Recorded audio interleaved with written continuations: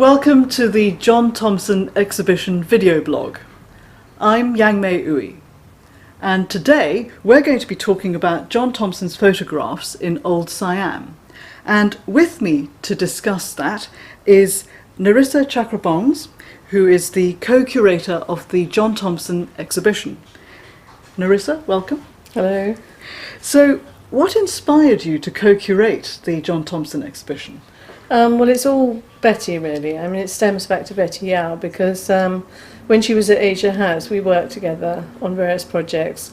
And one time we were just meeting for lunch, and she said, "Oh, I'm doing a project in China." Told me all about the John Thomson glass negatives she'd found in the Wellcome. And I said, "Oh, that's fantastic, amazing. It sounds wonderful." And then she said, "And there's some Siamese prints as well." So we agreed that when we had time, we would go along and have a look. And when I went along and had a look, I was knocked out by them. I thought they were incredible. And in particular, obviously, the big portraits of King Mongkut are fantastic, but also the life in the palace and the other little princes and princesses. So I hadn't seen anything like that. And we talked about doing an exhibition one day. And it took quite a few years to do, probably 5 years. But then the first exhibition that we did together was in Bangkok. And it was very, very successful because one of the things that Betty's done with the pictures, and we did the same with the Thai ones, is blow them up really large. And so I don't think anyone had seen that degree of detail before. And that's where you really feel that you're communing with King Mongkut or one of the princes, or you're really looking at the view of Bangkok. And so the audience in Thailand were completely knocked out by it too, and they loved it. We had about 20,000 people to the exhibition, and I also do 2 books that go with it. And so then we talked about, well, wouldn't it be great to do it in London? And again, that's taken quite a long time to put together, but it's something that Betty and I have been working towards. And so it's great it's actually going to come off. I hardly believe it. Finally, yes, it's going to be in London. Yeah. So 20,000 people saw it in Bangkok, and for the Thai people, of course, that was seeing a part of their history, a part of their legacy.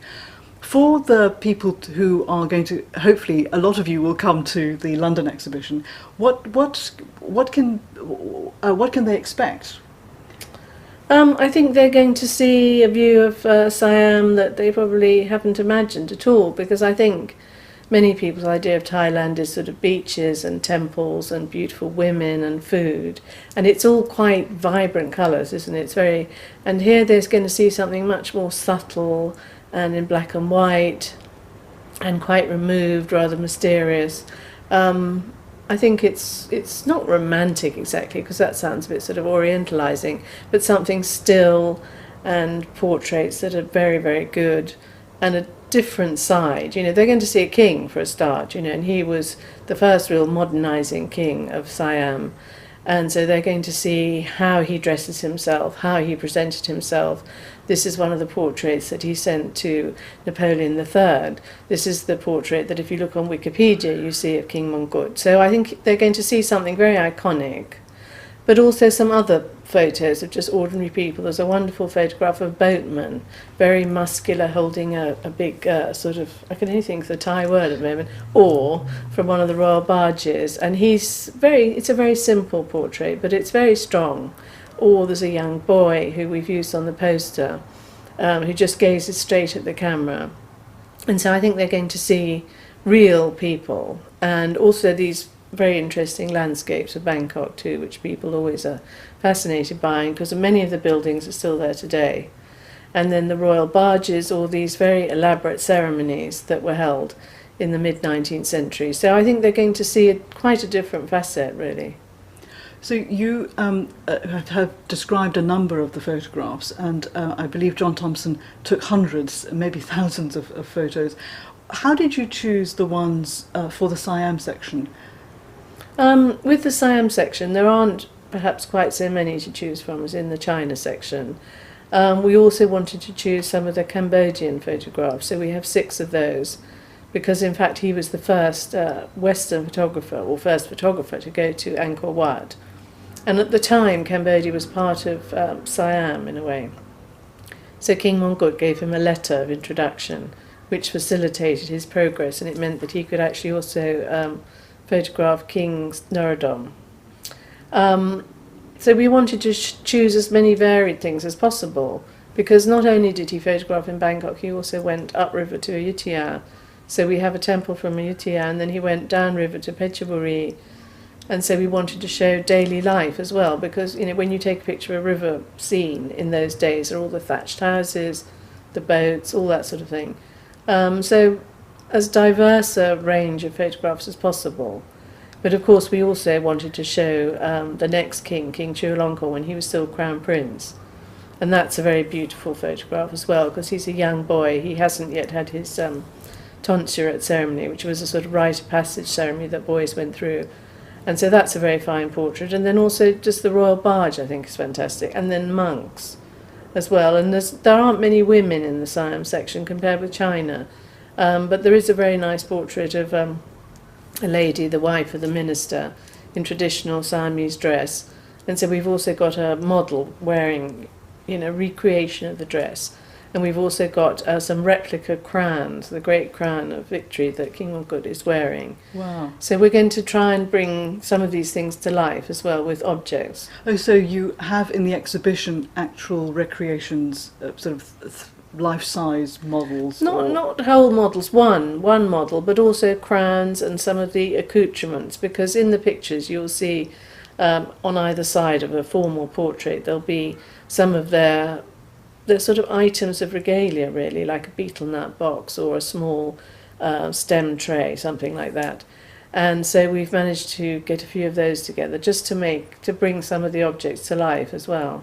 So I think that's really interesting, because often we look at these historic photos and they're quite distant, as you say, they're in black and white, but they're sort of over there in the past. But to have the objects actually sitting there on a stand or on a table, and you can walk around it and look at it in more detail, that really brings it to life, doesn't it? Yes, I hope so. I think that's one of the things we've tried to do. And also SOAS has a Buddha image, which is much earlier in date, but nevertheless there's a Buddhist theme to the Thai section. We've got a monk with one of his fans. And so I think, yes, to try and show a multifaceted view of Siam at a time when, at that time, very few people knew what it was like, really. And I think John Thomson, one of his skills as a photographer at that time was to capture the people, the personalities. They really, when you see them in more or less life size, up on the walls, you can see the facial expressions. They're not just, oh, it's an old photograph, but it feels like it's a real person. I know, I think that's his great skill, isn't it? I mean, he must have. We know that he was taken to the palace by a Prince Alongkod, and in fact there's a portrait of one of his daughters, we think, in the exhibition. But Thomson himself must have been very personable. He must have been very charming. King Mongkut obviously trusted him. You can feel that. And so he allowed him to take two different formal portraits, but also when he was going to present Lenten robes, which was another photograph in the exhibition, he asked the procession to stop so that Thomson could take his photograph. Because, I mean, obviously we must always remember that setting up these photographs took a lot of time, and it was a very cumbersome process. And you can see the king arriving on his palanquin and Thomson standing over here taking the picture, and some of the people are turning round, so there's some movement too. And so I think they're photographs that repay a lot of study. And do you think there was a sense that King Mongkut, as the monarch of Thailand at a time of international change, of Thailand becoming a player in the global political scene, that he saw, being a very visionary monarch, that having these photographs taken by John Thomson could help Thailand's reputation? Yes, absolutely. I think so, very much so. Because he realised that if he didn't come to accommodations with the Western powers, that Thailand could very easily be colonised. And so by presenting himself, one of the photos he's wearing the Légion d'honneur. So that is saying, yes, I am on a par, so don't think you can come and push us around. And it was a very clever move, I think. And I think the wonderful thing, in addition to that, is that, of course, now we have a legacy of Thailand at that time that has been passed on through the generations, not just for the Thai people, but for the world. And this exhibition has gone around the world and now coming to London so that people can see a Thailand that is steeped in culture and history and the beautiful landscapes and buildings that, as you say, some of the buildings still remain. So when you go now, you might see it, with all the modern traffic and all the modern stuff that's around it. But coming to the exhibition to look at these photos, you'll see the buildings as they were 100 more years ago. Yes, 150 years ago, yeah, absolutely. And you see the schooners moored in the river and that sort of thing. You can start to think about Conrad and his visit to Bangkok and all that sort of thing, and the trade and the East India Company. Sorry, just to clarify, that's Joseph Conrad, the novelist. Yes, so I think it's... yes, you can sort of see Thailand beginning to step onto the international stage, really, which I think is probably why I like it, you know, because although I don't look Thai, I'm quarter Thai and I'm half British, so this is a very nice thing for me, you know, to have an exhibition about Siam, as it was then, in London, which is kind of my hometown. Great. So now you are the founder of Riverbooks, which has also published the 2 books that accompany the exhibition. Can you tell us about those books?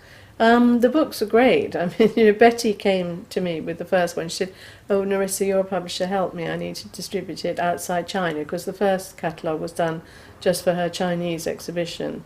So I said, sure, you know, and we've sort of gone on from there. And then obviously when we did the Siam one, we did a separate volume for that.